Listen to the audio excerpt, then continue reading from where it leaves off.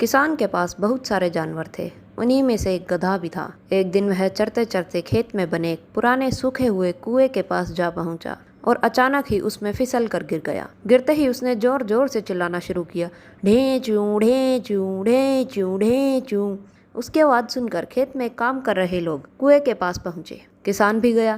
किसान ने स्थिति का जायजा लिया। उसे गधे पर दया आई। उसने गधे को बचाने की कोशिश की पर कोई फायदा नहीं हुआ।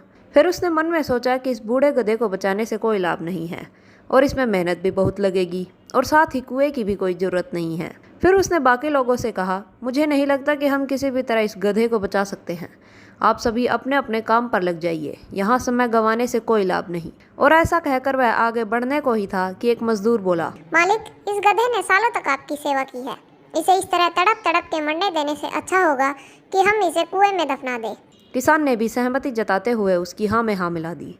चलो हम सब मिलकर इस कुएं में मिट्टी डालना शुरू करते हैं और गधे को यहीं दफना देते हैं। किसान बोला। गधा ये सब सुन रहा था और अब वह और भी डर गया। उसे लगा कि कहाँ उसके मालिक को उसे बचाना चाहिए, उल्टे वो लोग उसे दफनाने की योजना बना रहे हैं। यह सब सुनकर वह भयभीत हो गया, पर उसने हिम्मत नहीं हारी और भगवान को याद कर वहां से निकलने के बारे में सोचने लगा।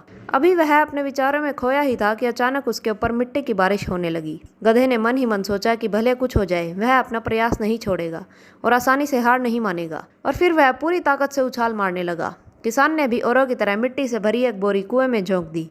गधे की आवाज नहीं आ रही थी तो उसने कुएं में झांका। उसने देखा जैसे ही मिट्टी गधे के ऊपर पड़ती वो उसे अपने शरीर से झटकता और उछलकर उसके ऊपर चढ़ जाता। जब भी उस पर मिट्टी डाली जाती वह यही करता, झटकता और ऊपर चढ़ जाता, झटकता और ऊपर चढ़ जाता। किसान भी समझ चुका था कि अगर वह यूं ही मिट्टी डलवाता रहा तो गधे की जान बच सकती है।